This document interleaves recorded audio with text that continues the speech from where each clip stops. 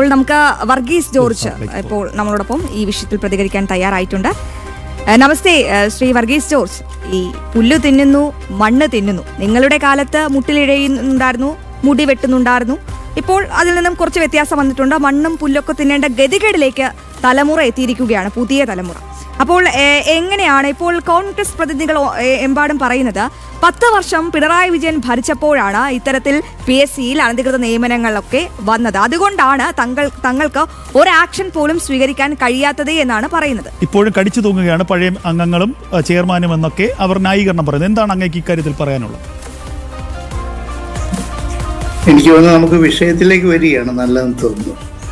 കാരണം രാഷ്ട്രീയമായ ആരോപണങ്ങൾ ഇങ്ങനെ ഉയർന്നുകൊണ്ടിരിക്കും. ഈ വിഷയം നമ്മളെ അതിനെ ഒരു മാനുഷികമായിട്ടുള്ള രീതിയിലാണ് കാണേണ്ടത്.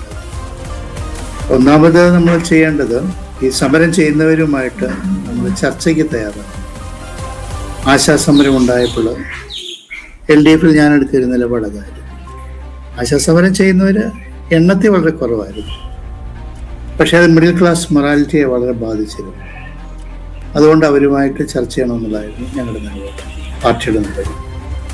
അതുകൊണ്ട് ഇപ്പോൾ ജന്തർ മന്ദറിലെയൊക്കെ അനുഭവത്തിൻ്റെ പശ്ചാത്തലത്തിൽ ഒരു സമരം ഉണ്ടെങ്കിൽ ആ സമരത്തിലുള്ളവരെ വിളിച്ച് സംസാരിക്കണം.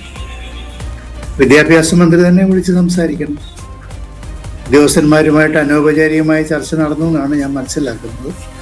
പക്ഷെ വിദ്യാഭ്യാസ മന്ത്രി തന്നെ അവരെ വിളിച്ചിട്ട് അവരുടെ ജെനുവിനായിട്ടുള്ള ഇഷ്യൂസ് എന്താണെന്ന് ആദ്യം മനസ്സിലാക്കി, പിന്നീട് അത് ഗവൺമെൻറ് മുന്നിൽ കൊണ്ടുവരും. ഇതാണ് എനിക്ക് ആദ്യമായിട്ട് പറയാനുള്ളത്. രണ്ടാമത്, ഈ ഉദ്യോഗാർത്ഥികളുടെ പ്രശ്നങ്ങൾ പരിഹരിക്കണ്ടേ? ഇതിലെന്തെങ്കിലും ഒരു ഫോർമുല രൂപീകരിക്കണ്ടേ? പ്രധാനമായിട്ടും ഉദ്യോഗാർത്ഥികൾ ഉന്നയിക്കുന്ന ഒരു കാര്യം വിദ്യാർത്ഥി അധ്യാപക അനുപാതത്തിൽ മാറ്റം വരുത്തണമെന്നാണ്. ഇപ്പോൾ 30:1 ആണ് അനുപാതം എന്നാണ് തോന്നുന്നത്. അതുകൊണ്ട് അവരുന്നയിക്കുന്ന 25:1, 25 വിദ്യാർത്ഥികൾക്ക് ഒരു അധ്യാപകൻ എന്നുള്ള നിലയിലേക്ക് ഒരു തീരുമാനം ഉണ്ടായാൽ തീർച്ചയായിട്ടും ഇതിന് താൽക്കാലികമായിട്ട് പരിഹാരം ഉണ്ടാവുമെന്നാണ് എനിക്ക് തോന്നുന്നത്. ഇവിടെ പ്രത്യേകിച്ച് പ്രാഥമിക വിദ്യാഭ്യാസ മേഖലയിലാണ് നമ്മൾ വിദ്യാർത്ഥികളുടെ മേൽ കൂടുതൽ ശ്രദ്ധ വേണ്ടത്.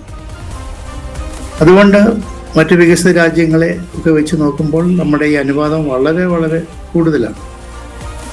ഇന്നത്തെ ഈ പ്രശ്നത്തിൽ ഒരു താൽക്കാലികമായ പരിഹാരം എന്നുള്ള നിലയിൽ ഈ ഉദ്യോഗാർത്ഥികൾ ഉന്നയിക്കുന്ന 25:1, 25 വിദ്യാർത്ഥികൾക്ക് ഒരു അധ്യാപകൻ എന്ന നിലയിലേക്ക് വന്നാൽ തീർച്ചയായിട്ടും ഇതിന് കുറെ പരിഹാരം ഉണ്ടാക്കാൻ. തീർച്ചയായും അങ്ങ് പറയുന്ന പരിഹാരം PSC ഉദ്യോഗാർത്ഥികൾ മുന്നോട്ട് വയ്ക്കുന്ന ആവശ്യം പരിഗണിക്കണമെന്നാണ്. അങ്ങനെയാണെങ്കിൽ